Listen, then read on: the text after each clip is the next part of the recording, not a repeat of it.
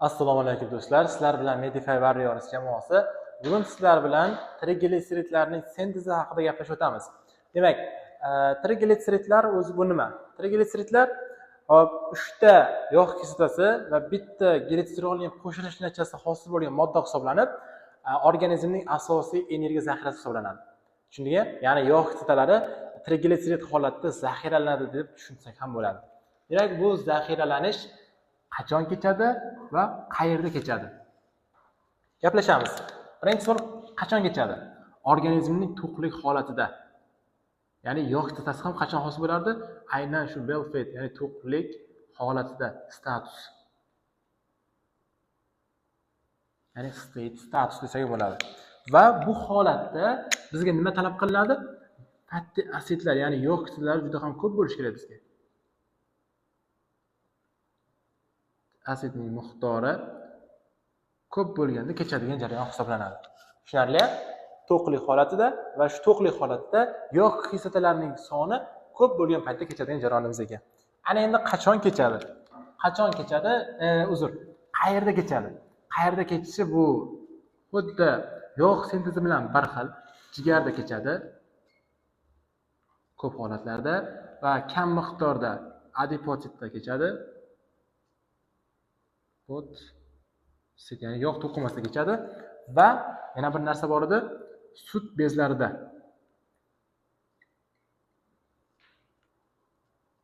Aynan ayollarda laktatsiya paytida sut bezlarida trigliserid sintezlanar ekan. Nimaga? Aynan shu sut tarkibidagi trigliseridlar aynan sut bezlari ichida sintezlanar ekan. Tushunarli? O'sha joyda kechyapti. Va bizdagi asosiy mahsulotlarimiz mag, dag va tag ekan. Ya'ni monoasil glitserol, diasil glitserol va triasil glitserol ekan. Asosiy mahsulotlarimiz. Endi qaraymiz. Bizni asosiy qurilish materialimiz nima? Trigliseridni hosil qilish uchun. Birinchisi glitserol, ikkinchisi esa fatty acid, ya'ni yog' kislotasi hisoblanadi. Ana endi biz buni o'z holatida ishlatmaymiz. Yog' kislotalarini aktivlangan holatda ishlatamiz. Glitserolni esa glitserol 3 fosfat ko'rinishida ishlatamiz. Qarang, glitserol qanday hosil bo'ladi? Glitserol 3 fosfat, ya'ni glitseroldan glitserol 3 fosfat hosil bo'lishi. Glitserol 3 fosfat hosil qilishimiz kerak. Aynan mana shu glitserol 3 fosfat hosil bo'lishi bitta fermentimiz bor, ya'ni glitserol kinaza. Glitserol kinase.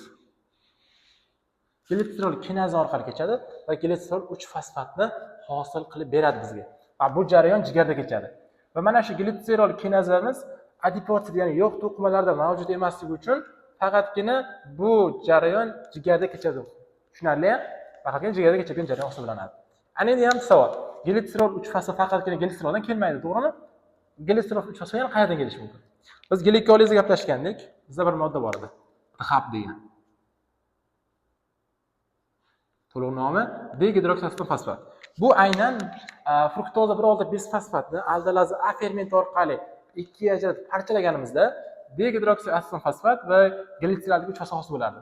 Aynan mana shu dehidroksifosfat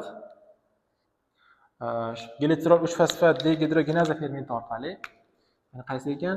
Glitserol 3 fosfat dehidrogenaza fermenti orqali glitserol 3 fosfatga aylanar ekan. Tushunarli? Birinchisi glikolizdan keldi, ikkinchisi yangitdan hosil bo'lgan glitserolni parchalab bitta fosfat guruhi qo'shamiz shunga. Kelgan fosfat guruhi qo'shilyapti va fosfat, ya'ni glitserol 3 fosfat ko'rinishida hosil bo'lyapti. Demak, glitserolni topa oldik, to'g'rimi? Glitserol 3 fosfat ko'rinishida ekan. Mana bunday bo'ladi. Tuzilishi, strukturaviy tuzilishi. CH2, CH2, mana bu yerda OH, bunda ham OH, mana bu yerda kislorod, mana bu yerda fosfat bo'ladi. PO4. Mana bu yerda P yozib qo'yamiz, to'g'rimi? Mana bu fosfat ko'rinishini qisqartmasda, shuning uchun mana to'liq yozib qo'ydim mana bu yerda fosfat ko'rinishida. Ya'ni 3 atomli spirt edi, shunga bitta fosfat guruhini biriktirgan holati. Ana endi yog' kislotasiga to'xtalamiz. yog' kislotalari qayerlardan kelishi mumkin? Yog' kislotalari shu ko'kni yozamiz. De novo sintez bo'lgan bo'lishi mumkin. De novo degani bu yog' kislotalarini noldan sintez qilish. Ya'ni bundan oldingi mavzumizda yog' kislotalarini sintezini gaplashgandik, to'g'rimi? Aynan mana shu jigarda sintezlashimiz yoki adipozda sintezlashimiz de novo deb ataladi. Ikkinchisi VLDL harakatga kelishi mumkin. Very low density lipoprotein. Aytgandek, buni nima qilardi? Trigliseridlarni tashiradi, to'g'rimi? Trigliseridlar keladi, shu yerda parchalanib yog' kislotani hosil qilib beradi. Uchinchisi esa xilomikron.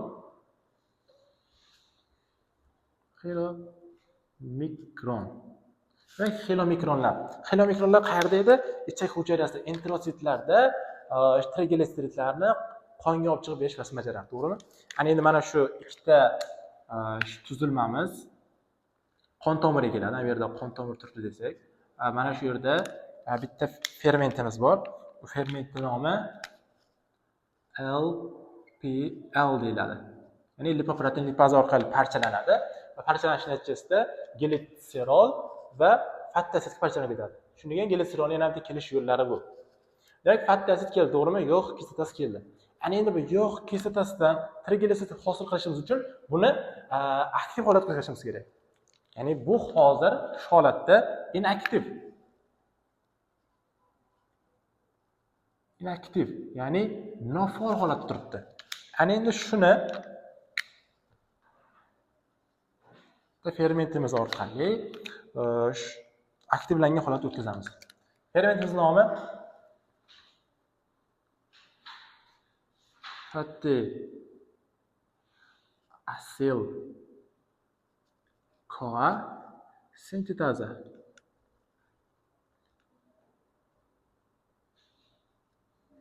Ekan.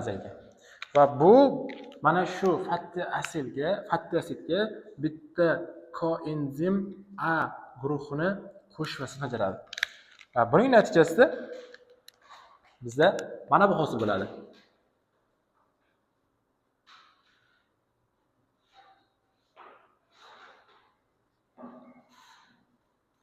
Fatty acyl CoA hosil bo'ladi.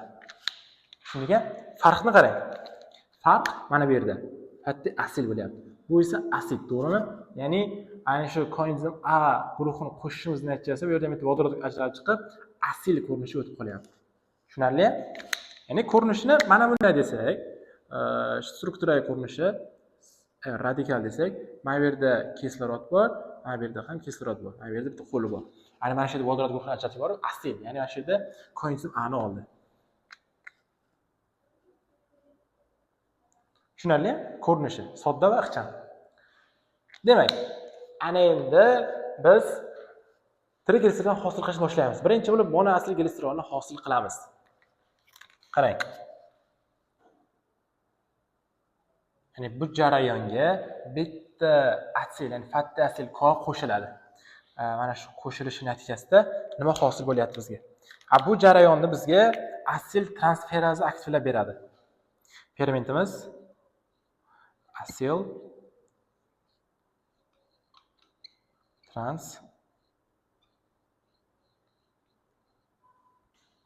transferaza. Har bittasida, ya'ni har bitta guruhda alohida ferment bo'ladi, lekin u fermentlarni bizga bilishimiz unchalik haqiqiy ma'lumot emas. Shuning uchun ham asil transferaza deb qolganlarni ham aytib ketsak bo'ladi. Tushunarli? Demak, bitta asil CoA bitta yog' kislotasi qo'shish natijasida nima hosil bo'ladi? Qanday yozib olamiz bu yerda? S. Bunda ikkita, bunda bitta vodorod bor, ana bunda esa ikkita vodorod bor ekan. Va bunda oxirida bitta nima bor ekan? Fosfat guruhi bor. Bu yerda OH bor va mana shu yerga kelib bu birikadi. Ana bu joyda uzilish bo'ladi. Mana buni o'rniga. Tushunarli? Bunda vodorod, bunda koenzim A ketyapti va mana shu yerga kelib birikadi. Kislorod, uglerodi, kislorod va erkin radikal. Hosil bo'lgan moddamiz monoasil glitserol deb ataladi. atsil glitserol. Yoki boshqacha nom bilan biz aytishimiz mumkin buni lizofosfatik kislota. Lizofosfatik kislota. Asl nomi lizofosfatik kislota deyiladi, lekin biz buni monoasil glitserol va bitta fosfat guruh qo'shsak, monoasil glitserol fosfat desak bo'ladi. Tushunarli-a? Ana endi shunga yana bitta mana shu nima deydi? Katta asil kuvani qo'shsak, nima hosil bo'ladi? Ya'ni monoasil glitserolga. Qo'shishimiz natijasida, xo'sh, yana yozamiz. 1 bunda ikkita, bunda bitta, bunda esa ikkita bor ekan, to'g'rimi? Ana endi bunda xo'sh, kislorod radikali bor. Bu yerda esa kislorod bor ekan. Mana bu yerda ham. Ana endi bunda xo'sh, mana bu xo'sh, bu yoki mana bunda vodorod ketadi, va bunda yana koenzim A ketadi. Buning natijasida xuddi yuqoridagi holat takrorlanyapti. S kislorod, ya'ni karboksil radikali va radikal. Oxirida esa bitta fosfat guruhimiz bor. To'g'ri. Bu moddamizning nomi esa nechta asil guruh bor? Bitta asil guruh deymiz, to'g'rimi? Bitta ikkita diasil glitserol deyiladi. Diasil glitserol deyiladi. Yoki boshqacha qilib fosfatidil kislota desak bo'ladi.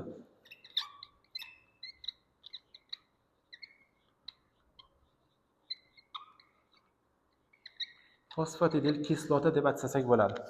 Ana endi shunga yana bitta fosfat guruh qo'shilsa nima bo'ladi? Fosfat guruh qo'shilsa nima hosil bo'lar ekan? Xo'sh, uglerod, CH2, CH2, kislorod, radikal.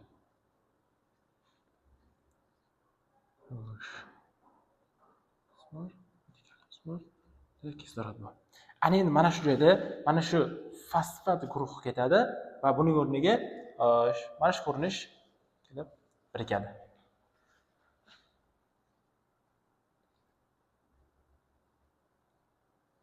Kislorod. Ko'riniga mana shu moddamizning nomi endi triasil glitserol deb ataladi. Triasil glitserol deb ataladi. Ko'rdingmi? Dastlab monoasil glitserol, fosfat, keyinchalik diasil glitserol, fosfat, keyin oxirida fosfat guruhi chiqib ketdi, triasil glitserol hosil bo'ldi. Mana shu moddani hosil sintezlash jarayoni bo'lyapti bizda, to'g'rimi? Endi bu hosil bo'lgan triasil glitserolimiz qonga chiqaramiz. Qonda, ya'ni mana shu holatda turibdi. Ya'ni triglitseridlar bor, Tg. Va bu qonda erkin yura olmaydi, to'g'rimi? Qonda qanday tuzilmalar tarkibida yuradi? Va LDL, very low density lipoprotein yoki xilomikron. Mana uni nomini o'zgartirmaylik. Hali nomini o'tamiz, lipoproteinlarni very low density lipoprotein. Buni low density lipoproteindan farqi bor. Bu aynan triglitseridlarni ko'proq tashiydi. Tushunarli-a? Ana endi bu sirkulyatsiyaga o'tib qonga tashilyapti. Nima deydi? O'ziga kerakli bo'lgan, sarflanish kerak bo'ladigan joylarga yoki to'planish kerak bo'lgan joylarga borib to'planadi. Ana endi mana shu jarayon qanday kechayotganini sxema orqali ko'rsatamiz. Demak, ana endi e'tiborimizni doskaga qaratsak, bu yerda liver, ya'ni jigar keltirilgan, bu yerda esa adipos, ya'ni bitta yog' to'qimasi keltirib o'tilgan. Ana endi bundan oldingi ko'rsatgan sxemamni bu yerda, ya'ni jigar bilan adipos, ya'ni yog' to'qimasida qanday o'zgarishni ko'rib chiqamiz. Dastlab mana shu yerdan boshlasak. Qon tomirda misol uchun glyukoza yurib tasavvur qilsak. Bu yer qon tomir. Ya'ni blood yozib qo'yamiz. Qon tomir ekan, to'g'rimi? Qon tomirda glyukoza. Birinchi bo'lib jigarga kiritsak. Jigarga glyukoza kirsa, glikoliz orqali dehidroksidatsiya hosil qiladi, to'g'rimi? Bir nechta reaksiyalar orqali, ya'ni fruktoza 1,6 bisfosfatni parchalash natijasida dehidroksidatsiya hosil qiladi. Ana endi mana shu degidroksiaseton fosfat, glitserol 3 fosfat degidroginaza fermenti orqali glitserol 3 fosfatga aylanadi. To'g'rimi? Va bu jarayonda bitta NADH sarflanadi. NADH sarflanadi va NAD plus ko'rinishga o'tadi. Ana endi bizga nima hosil bo'ldi? Glitserol 3 fosfat. Bizga aynan mana shu kerak edi, to'g'rimi? Aynan shu glitserol 3 fosfatga 3 ta yog' kislotasi qo'shiladi va bizga kerak bo'ladigan triasil glitserol. Ya'ni tag hosil bo'ldi. Tushundingmi? Ya'ni bu dastlab monoasil glitserol, diasil glitserol, keyin triasil glitserolga aylandi. Ana endi bu triasil glitserol qonda erkin yura olmaganligi sababli VLDL larga qo'shiladi. Ya'ni jigardan to'qimalarga qaysi lipoprotein olib boradi degandim? VLDL, ya'ni zichligi juda ham past lipoproteinlar tashiydi degandim. Shunda ichida trigliseridlarni oladi va tashqariga chiqadi. Ana endi qonga chiqqandan so'ng bu ma'lum bir to'qimaga olib borib berish kerak. Ana endi berayotgan paytda, misol uchun, yog' to'qimasiga beryapti ana shu olib kelgan trigliseridlarni. Va bizda mana bu yerda shunday narsa borki, LPL. Yuqorida gaplashgandik. LPL bu nima edi? Lipoprotein lipaza. Yozamiz. Lipoprotein lipaza. Lipoprotein lipaza. Ana shu nima qiladi? VLDL tashib kelgan trigliseridlarni parchalab yuboradi. Va parchalab yuborish natijasida 3 ta yog' kislotasi hosil bo'ladi va bitta glitserol hosil bo'ladi. Va bu glitserol ana endi boshqatdan glitserol 3 fosfat hosil qilish uchun jigarga qaytib olib kiriladi. Shunday glitserolga qaytib olib kiriladi va glitserol kinaza fermenti orqali boshqatdan glitserol 3 fosfat hosil qilib beradi. Ya'ni trigliserid hosil qilishimiz uchun kerak bo'ladigan glitserol 3 fosfatni ta'minlaydi. Endi qarang, davom etamiz. Hujayraning ichiga, ya'ni yog' to'qimasiga 3 ta yog' kislotasi qo'shiladi, to'g'rimi? Ana endi 3 ta yog' kislotasiga glitserol 3 fosfat. Bu qayerdan keladi? Bu ham yuqorida qonda turgan glyukoza yog' to'qimasiga o'zlashtiriladi. Nima orqali? Glut transportyorlari orqali. Mana shu yozib qo'yamiz. Glut. Glut transportyorlari orqali o'zlashtiriladi va bu o'zlashtirilishni insulin aktivlaydi. Insulin aktivlaydi. Aynan qaysi tur ekan demak? Glut 4 transportyori ekan. Ya'ni glutni 4-turdagi transportyori ekan. Tushunarli? Ichkariga kirdi. Glyukoza ichkariga kirgandan so'ng bu yana glikolizni boshdan kechiradi. Xuddi jigar bilan bir xil degidroksiaseton fosfat hosil qiladi. Ana endi bu degidroksiaseton fosfat boshqatdan glitserol 3 fosfat, xo'sh, glitserol 3 fosfat degidroginaza. Aytib qo'ydik, to'g'rimi? Degidroginaza. Qisqartirib degidroginaza deb aytamiz. Degidroginaza fermenti orqali glitserol 3 fosfatga aylanadi va bu glitserol 3 fosfat bilan bu yerda VLDL tashib kelgan 3 ta yog' kislotasining aktiv formasida, xo'sh, aktiv formasi qo'shilishi natijasida bizda trigliseridlar saqlanadi, hosil bo'ladi. Ana endi bu storage, ya'ni zaxiraga olib qo'yiladi. Qachonki bizga kerak bo'ladigan bo'lsa agar, shu trigliseridlar olib chiqib boshqatdan foydalanishimiz mumkin. Demak, endi e'tibor qaratsak, biz jigar va adipos yog' to'qimasida trigliseridning qanday qilib aylanishini ko'rib oldik, to'g'rimi? Boshqa, ya'ni jigar bilan boshqa bir to'qimada ham xuddi shunday aylanadi. Tushunarli? Hop, trigliseridlar sintezi haqidagi asosiy ma'lumotlarimiz shulardan iborat edi. Keyingi darslarda ko'rishguncha xayr, salomat bo'ling.